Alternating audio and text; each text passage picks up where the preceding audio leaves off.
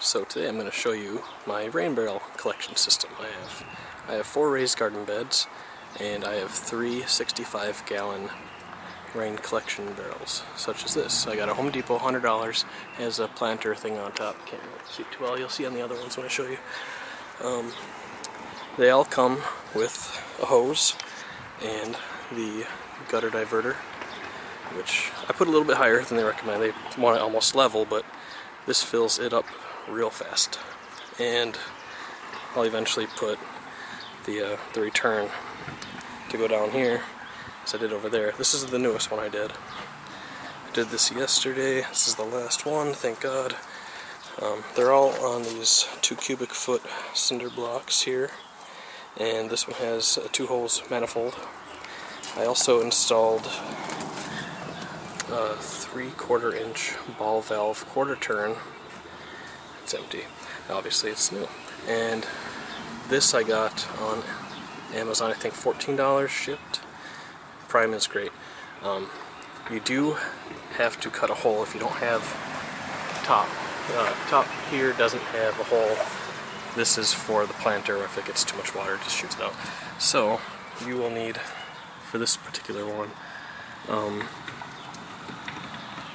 to drill a separate hole here. This I believe was 1.5 inches.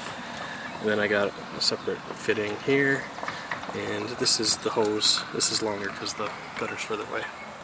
So I had to get my own hose, shove it in there, and then here is the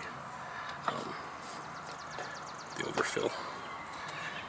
And then the hose that it comes with here, I'm going to use for the front, which is just basically some lilies and plants, basically flowers. Nothing fancy, but this actually, the one it comes with, the hose, has the valve at the end of it. Goes a little bit slower than this one. I was able to fill a 2.5 gallon bucket. It probably took, I think, 38 seconds with the other one and 29 seconds with this. So this is a little bit better, but I mean, it's not like night and day really.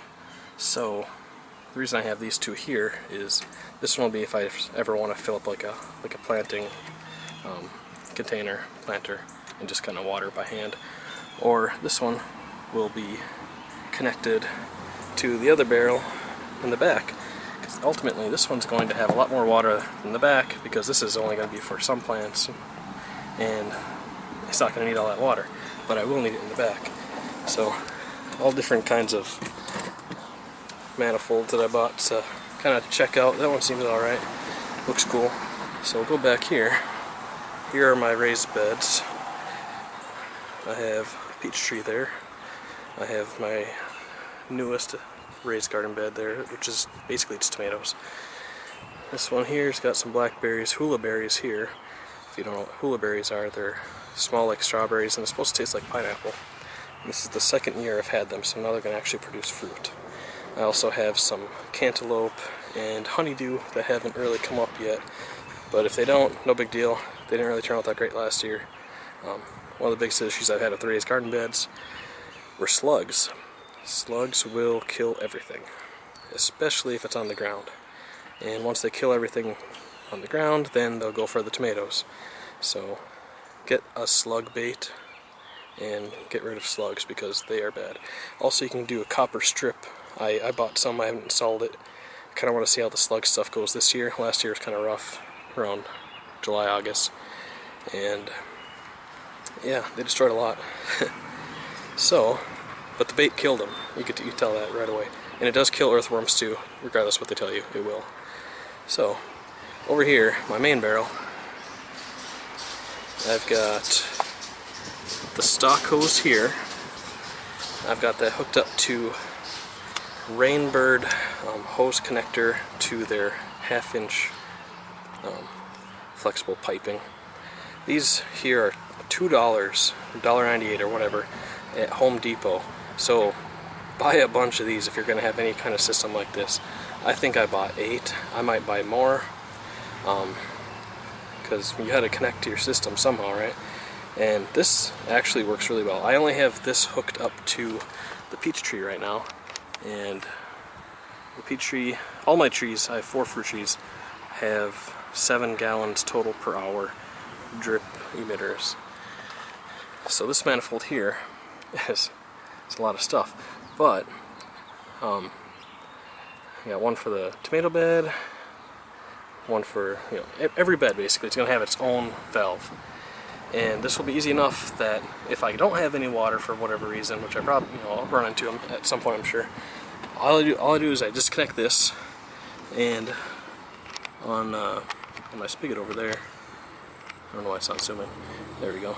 On my household spigot, I have a separate line, and I will connect to the one on the right there, a Rainbird pressure regulator system. So just connect that to this, and the system is fully operational year-round, or not really year-round around here, but you know, 6 months out of the year. So this has corn, squash, a couple different squashes, zucchini, butternut, buttercup. Over here is where I planted peppers last year, jalapeno, or habanero, red, green, bell. And this over here, for about 4 feet actually, only, it wasn't much, were tomato plants, and man, they grew. All the soil is new. Basically just cheapest topsoil I could get to fill them, and then on the top 4 inches or so I did the Miracle Grow green bag stuff, you know, 2 cubic foot, and man, the initial investment is quite substantial, but you know, it's not going anywhere either, so it's all done and paid for at this point. So just reap the rewards. I had, believe it or not, this wasn't raspberries. Raspberries were just over here, the last 2 feet or so of the garden, and I had strawberries in there which got destroyed by the bunnies, which is why I have chicken wire here, which was another great thing because of that. He likes to jump in gardens, and I don't like when he does that. So the raspberries basically invaded this garden, which is fine. I love raspberries. I'm not complaining, believe me. And I actually planted some different variety over here, so hopefully next year this will all be raspberries. It's 12.5 feet by 2.5, I believe, or 12 feet by 2.5 feet. And the only problem with raspberries are birds. So I got some streamers I'll connect, and supposedly they're supposed to kind of repel any birds, any kind of reflection. I had a stupid owl, cheap as shit, and cheap as crap, and yeah, it didn't do anything. Didn't scare the bunnies, didn't scare the birds, and it sucked. I also got one of those motion activated pest control sprayers, sprinkler basically, that you poke in the ground, and it's supposed to, you calibrate it, and it's supposed to shoot whenever it's alerted. That's a piece of trash too. So found that out. Don't buy those. They were very crappy. Maybe they'll work on dogs and deer, but not rabbits. They're too low. So I got snap peas that'll be growing over here. These are blackberries, 2 different varieties, thornless and thorned. So this is a Alberta peach tree. It's actually it's the first year it's going to have peaches. They're a little smaller, but man, am I excited. The other peach tree I'll show you in a bit. It's a Georgia Bell, and it was the smallest tree I planted last year, and it actually produced at first 50 peaches it budded, but I was only able to get about 10 at the end, and it had a terrible case of peach scab. So I've been dealing a lot with different fungicides and insecticides too, because I got a lot of aphids. So right now I got Dinosil on there. That's supposed to help with the peach scab and any kind of stone fruit. And this is the newest one I built this year. So this is where all the tomatoes are, and some beans. But this is where I got the drip lines going through here. So I held these down with 6-inch galvanized yard stakes. They're $100 for like 15. Totally worth it. 100 is probably all you need. I've probably used half the box, and I've got a lot of line down. Not much left to use. So when you're using this drip irrigation hose, and it's not it's not really gonna contour to everything, and it's kind of rigid, so it will coil up unless you hold it down to the ground.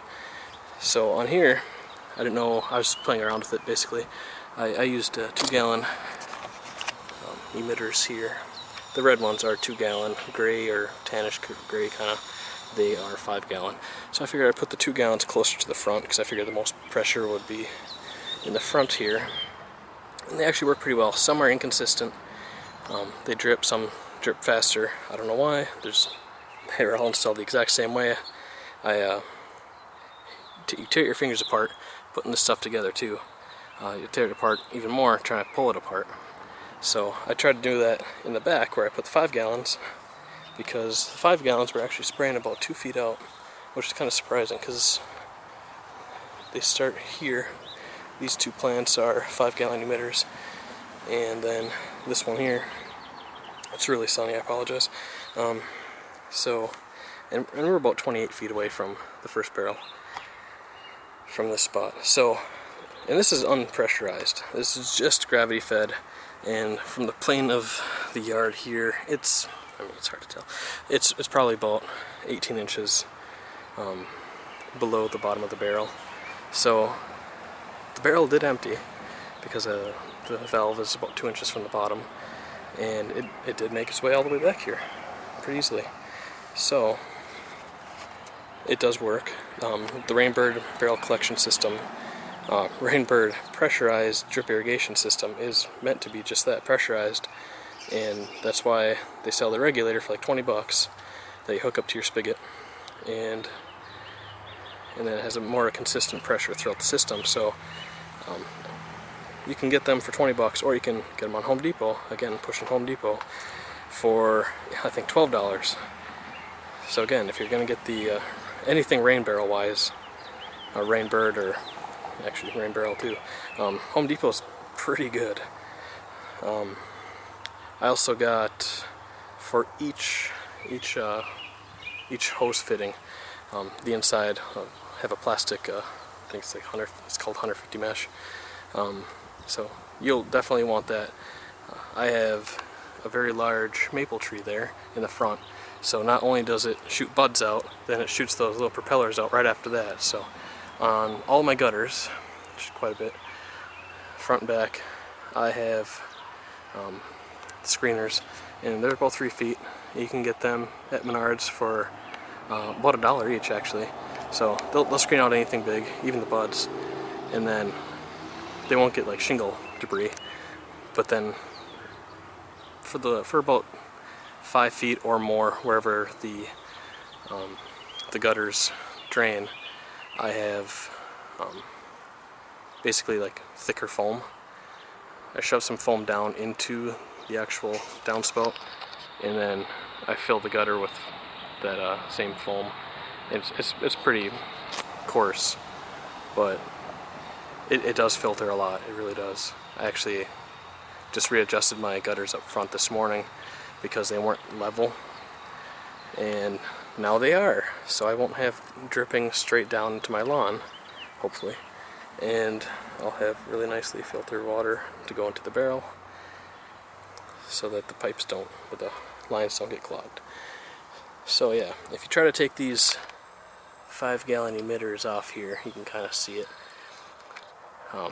Because it did do a good job holding the pressure all the way back here, the 5 gallons do come with a diffuser cap to basically not spray it all over the place.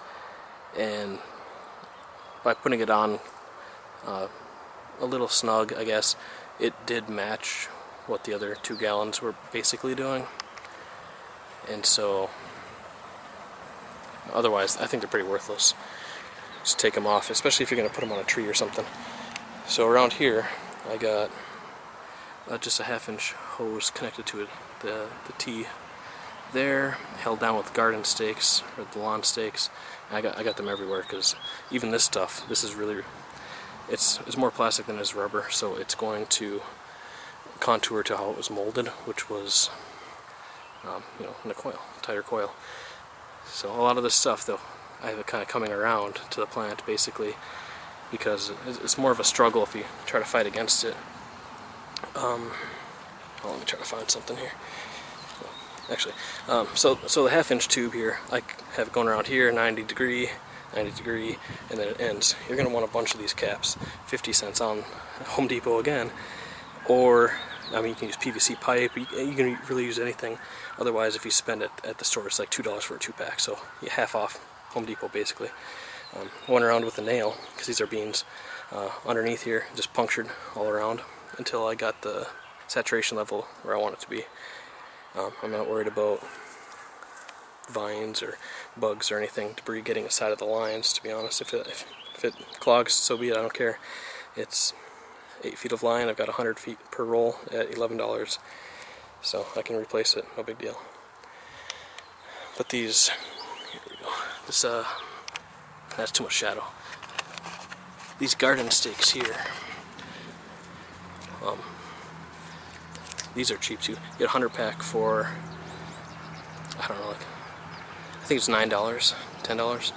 I'll show the brand in a little bit. It's just on Amazon. They all kind of look like this. They got that little C there, and they actually hold the line pretty well. I'll make sure you kind of put it against the resistance, like not the opening, but the back. Hold on a second. It holds pretty good, and I have like new soil here, so it's easier to do two hands. New soil, so I mean it's there. Held it in pretty good. Hold it close to the stem there, so everything is gonna get watered right where I want it to get watered. Yeah, did that with everywhere here, and yeah. So these are that's basically the guts of this stuff here. Go over here real quick. Don't mind the mess. I built some upright planters that kind of look not bad. This is basically beets here. They're coming up pretty good. Pretty excited about that. Salt cedar here. More beets. 3 different kinds of beets. And then green onions right there. It's all kind of coming together. And then we go over here more. I built this, I call it the Amish grocery cart. And I'll probably modify the wheels a little bit. It's pretty heavy, but it actually works pretty well.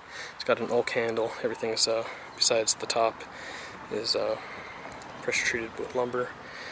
Otherwise, it's kind of held together with some dividers there that are cedar. It's 2 seasons strong here. I got cauliflower, some kind of lettuce, another kind of lettuce which is actually growing really quick, and radishes, which they're coming together. I don't know if you can see that. There we go. This thing has been about almost 20 days, so they're going to be ready to pick. So then here's the other rain barrel, and I actually got this one started earlier. These will be perennial flowers up there, so I won't really have to deal with it after this year. Again, I don't need a separate spigot over here. I just got the stock one. I got this hose that's running to the other trees, the other fruit trees, and then I have a little garden back there. But I have that line going through the cinder blocks here, basically to keep it all in place. I got the Rainbird faucet connector there. Hose connector. I actually put another 5-gallon barrel underneath here, a bucket, just to I can get 5 more gallons of rainwater. Great. And then I got my 2.5-gallon watering can there. So a lot of garden stakes around here because the grass is thicker. This is the Georgia Bell peach tree I have. We had a really rough spring. It got really warm, 60s, and then it got to freezing. So I guess that's pretty common with peach trees, that they will basically go back into hibernation. This here is a dwarf Bing cherry tree. I'm going to be placing mulch all around this and the tomato plants too, because when it rains and the dirt splashes from the ground to the tomato plants, that's where the disease sets in. I had a lot of disease last year. That didn't set in until mid-August after I was harvesting a lot, but I didn't mulch either, so hopefully the mulch can cure that. So I've got a 5-gallon emitter here. It's going to be covered with mulch, 2-gallon emitter there. Get a lot of these valves here, or the 3-way barbs. It's a lot easier than puncturing a ton of just single holes. And the reason I did 7 gallons per hour is because one, I wanted to get done quicker if I had to come out and actually manually turn the valves, and I didn't think it was going to be a whole 5 gallons per hour. So I've got another one here, another one there. I'm probably going to try to find some kind of rig where I can set up another one over there. I actually got some more T-barbs in the mail today, so I'll probably do that. And then over here, where the end is, I got it capped off. I got a little, I don't know if you can tell, this thing costs like $1. It's basically supposed to be like a sprinkler head. It does not work with that much pressure. Maybe with a spigot it'll actually act like it's supposed to. However, I just kind of move it back so that there's a little grade there, so it'll go towards the asparagus more. And I got the rhubarb here. It doesn't really need one, but I put a 2-gallon one there. This thing's huge. So yeah, you'll need a lot of parts when it comes to this stuff. Kind of show you the planters I built up here. This will all be new patio soon. I built a bunch of these cedar panels. I figured, 1, privacy, 2, they're in the sun all the time, and I can plant a bunch of herbs up here. I think 4 of these are basil, different kinds of basil, sweet and pesto. I got tarragon, rosemary, so I've got a bunch of these up here. And last year I had just a ton of basil. I was eating bruschetta left and right. I mean, it didn't get old at all. So that's basically, it when it comes to my outdoor garden adventures and drip irrigation. I would say that you will need, if you have this kind of size layout, around 200 feet of the 1/2-inch piping or tubing. You'll probably want a spare pressure regulator if you want water year-round, unless you have just a massive rain barrel collection with like a pump pushing it out or something. Yeah, this is it's a lot of work. It's a lot of money, but it's also a lot of reward. But yeah, get a lot of those lawn stakes, a lot of gallon emitters, and the black tubing. If to put the black tubing on the actual emitter, the 1/4-inch, it actually helps to get a lighter and get it hot. Don't melt it, and it slides right on. Same with the barb. Actually, with the emitter, you don't really need to heat it up, but you do when it comes to the single barb or the 3-way barbs. They're a little bit wider, and man, you will tear your fingers apart unless you get some kind of a puncture tool. I ordered some, but I didn't use it because it's not here yet. So I mean, if you have any questions, comments, concerns, leave in the comment section. Hopefully this video will help you understand that raising a rain barrel collection system a little bit higher will actually feed it out quite a ways, and with a decent amount of pressure. So good luck to you.